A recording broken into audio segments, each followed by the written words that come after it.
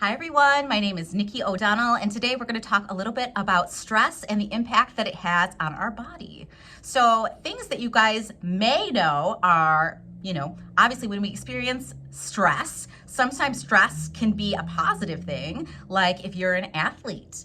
Before the big game, we call it the zone, right? Like most athletes want to perform at their peak, and a lot of them will refer to it as being in the zone. So what they're referring to is that we have enough stress to kick up some adrenaline in our body so that when we're performing, right, we're in our peak zone. When we're at rest, we don't have any adrenaline. We don't have any of that running through our body. And it can really help us heighten our state of athleticism, or even before a test, sometimes a little stress can be positive, right? Again, getting us into that peak performance range.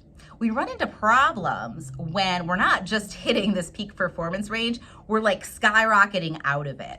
And so that's where I might see clients in my office and we start talking about the topic we have at hand today, which is how that kind of stress, the big stress, can really negatively affect our bodies, which in turn affects our emotions, which in turn affects our behavior and sort of how we function in life. So one thing that I'm going to start out with, I love to do this little experiment. So if you guys would humor me, I want you to imagine, either by holding out your hands or just kind of using your imagination, that you're holding an orange. So hopefully all of us have held an orange at some point. We know what it feels like. Without even having one present, we kind of know about how much it weighs, right? Just by, experience. Not only that, we know what it feels like. We could imagine what the outside of an orange would feel like, right? And sort of all the dips and dimples and everything. If we imagined, again, no orange present, if we imagined ourselves digging our nails into the orange and peeling back the rind, right? Could we instantly call to memory or call to mind what the smell of an orange is like, right? We could all think about it and we know. How is that even possible? Right? There's no orange anywhere, but I can literally remember the smell of an orange. Like, what does that mean? So our brain, right, it's not this sort of object that we can communicate with normally like we do each other, right? I can't just say, hey, brain, here's what's going on. No, our brain is observing things, right? Our vision, we use all of our senses to experience the world. Our brain takes that, inputs it into the body, and there we go. We have a body response to whatever we're experiencing.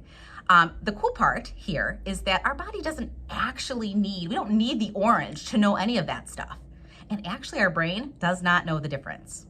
If you're a person who likes scary movies, right? One reason that people really love scary movies, the ones who like them, or roller coasters, is that it kicks up that adrenaline, like that excitement, right? And people who don't like them sometimes really don't like that feeling at all. So we know that even if we're just sitting in a movie theater, right? Like nothing going on, we got our popcorn, we're just hanging out. We know that if this is a scary movie that the movie makers did a good job on, that during the movie, we're gonna start feeling what? Like our body is gonna start responding to what we're seeing. Our heart rate might start to rise. We might get sweaty palms. We start get really tense. I get really tense, and that's why I don't like them, because I feel stressed out. So how is that happening? How is that even possible, right? It's because we're watching and our brain's interpreting, and then our body is responding to that. It doesn't know the difference between what's happening on the screen and what's happening in real life. If we're watching it, our body thinks it's happening and it will respond, right? Scary nightmares and things are the same kind of concept, right?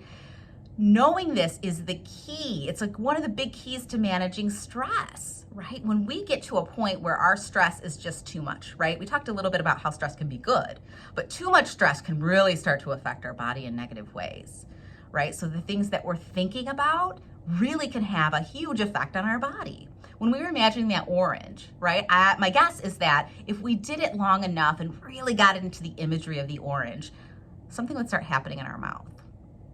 We'd start salivating, right? We could actually think about eating the orange and we might start, like that sour feeling. Our body starts responding just by thinking about it. So that's important to know, that the things we think about affect our body.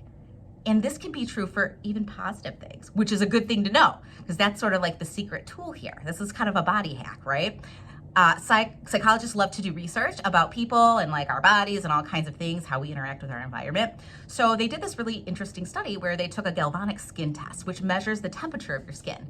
And they put these people in a room, hooked them up to the skin test thingy, and then had them meditate about the idea of being on a beach and warm sun. And they weren't on a beach, no sun, none of that. But what they were noticing is that the temperature of the people who were meditating about the idea of warm sun and a beach, their skin temperature was rising, but there was no sun. Again, our brain is so powerful. So we have to be very careful, right? The stuff that's happening up in here, we have to be very aware, kind of like gatekeepers at the, out in the castle gates. We're deciding what comes in and what goes out. So as we go along together and we learn things like about coping skills, how to manage some of that stuff, I might refer back to this, remembering that those things do affect our body. And long term, right, all of that can build up. So we can experience things like headaches, stomach aches, muscle tension, right? Feeling nauseous. All of these things, when stress isn't well managed, can really impact the body. So now you've got a little bit extra knowledge there. So as you go into your day, kind of be mindful of that. Just kind of think like, how is what's happening in my brain impacting my body?